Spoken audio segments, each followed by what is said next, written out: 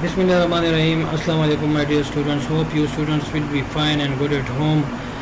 Students, remember that you have to submit your summer vacation task for the month of April and May till 13th June. And students, you have to buy another notebook for the month of June. And you have to write this summer vacation task which is for the month of June in your new notebook. So students, in this lecture we will discuss simple past tense.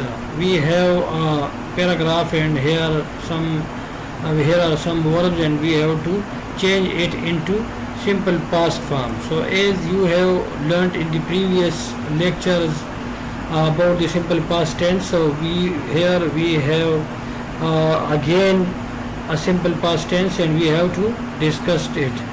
So students, in this lecture we will discuss simple past tense. So as you know that what is simple past tense? In simple past tense represent the action which happened in the past, and in this lecture we used second form of verb in a sentence.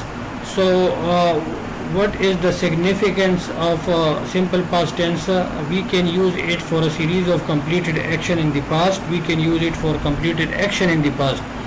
We also use it for a single period with time expression. We can use it for the habit in the past if it is used at verbs of frequency. So students, here are some sentences of the past indefinite tense. I visit my grandmother, stayed for 1 or 2 hours, chatted with her and went to my home. My brother woke up, washed my face, got dressed and left home. He went to Paris 2 days ago. We saw him last Sunday. I heard a terrible explosion last night. So student, as you can see that we have used in that sentences a second form of verb. So by second form of verb we recognize it that this is a simple past tense. So here are some form of verbs to be will be changed in past tense, was and verb, and its negative is was not and were not. To have infinitive is to be changed into had, and its negative is did not and have. Similarly, to do will be changed into did and did not do. To say, said and did not say, and so on, as you can see it on your screen.